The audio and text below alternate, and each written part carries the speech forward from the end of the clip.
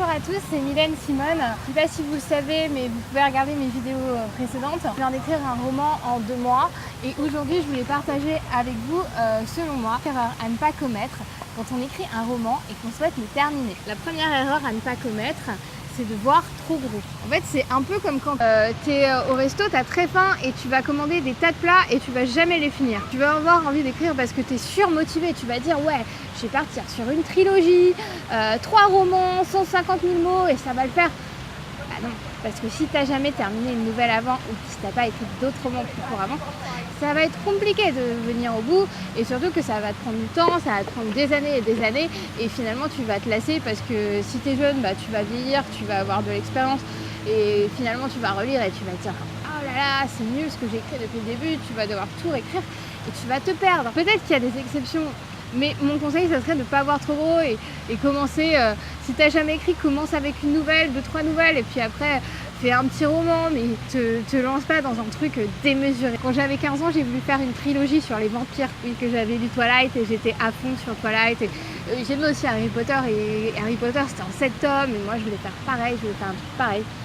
Et en fait, j'ai écrit 2 tomes et j'ai jamais fini le reste, je m'en suis lassée, j'ai grandi entre temps et ça m'a saoulée et j'ai jamais rien fait avec. Le second écueil à ne pas commettre, la seconde erreur, c'est vouloir emprunter un vocabulaire trop pompeux qui ne te ressemble pas. Il y a des gens quand ils écrivent, ils ont tendance à se dire ouais ça va faire mieux, ça va faire chic, je vais utiliser des mots que personne ne connaît ou des mots un peu classiques.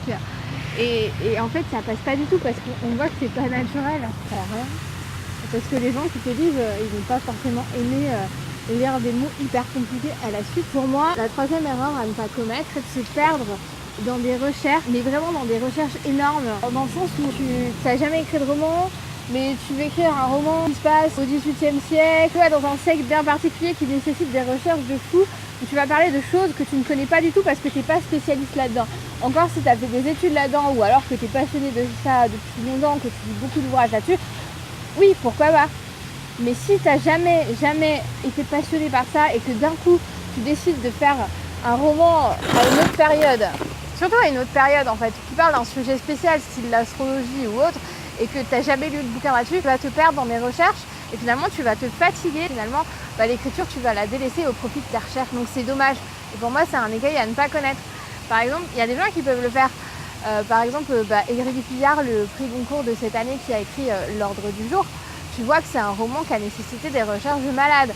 Mais j'ai pas regardé sa biographie, mais je pense que le mec devait être calé niveau Seconde Guerre mondiale avant d'écrire ce roman qui a dû nécessiter pas mal de recherches et pas mal d'intérêt pour le sujet. Il faut vraiment que tu aies un intérêt spécifique pour le sujet en question, parce que si tu n'es pas passionné par le sujet, ça va être plus difficile et c'est beaucoup plus facile d'écrire sur ce qu'on connaît, sur notre milieu social à nous, ce qui se passe dans nos vies à nous, sans que ça soit trop plat, tu vois. Mais c'est plus facile de partir de choses que tu connais que de choses que tu ne connais pas. La quatrième erreur à ne pas commettre, ce serait de vouloir être trop prévisible. Moi, j'aime pas les histoires cousues de fil blanc. En fait, quand je lis un roman, j'aime bien être embarquée dans la première page, mais ne pas savoir ce qui va se passer.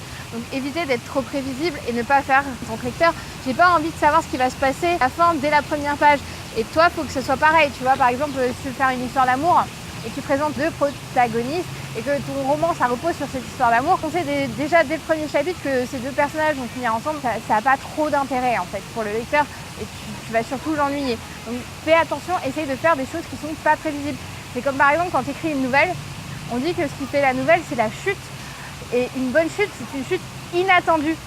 Donc quand tu écris ton roman, essaie de faire des choses un peu inattendues qui vont surprendre ton lecteur et l'accrocher. Dernier conseil, une autre erreur à ne pas commettre, c'est de manquer de clarté. Il ne faut pas manquer de clarté. Le problème, c'est que quand tu écris un roman, c'est que tu es tout seul face à ton carnet ou à ton ordinateur. Et toi, dans ta tête, c'est hyper clair ton histoire parce qu'elle est là, elle est dans ta tête. Le problème, c'est que toi, dans ta tête, c'est clair pour toi. Mais si d'autres personnes te lisent, ce ne sera pas forcément très clair pour eux. Tu vois ce que je veux dire? D'où l'intérêt d'avoir des bêta-lecteurs, des amis ou des gens que tu connais pas, que tu as croisés sur des forums qui vont te lire et qui vont te dire ce qui n'est pas clair. Il y a toujours des choses qui sont pas claires. Et d'où l'intérêt aussi de faire une réécriture et d'attendre au moins 1 mois après avoir écrit un texte pour le réécrire Et là, tu vas pouvoir avoir un regard différent, ou même pas le réécrire, le corriger, tu vois, tout simplement. Attendre un mois et essayer d'oublier ce que tu as écrit pour voir si c'est toujours clair, si tu arrives à te projeter dans cette histoire ou pas. La clarté, c'est super important pour le lecteur et il ne faudrait pas manquer de clarté. Sur ce, si vous aimez mes vidéos, n'hésitez pas à les partager.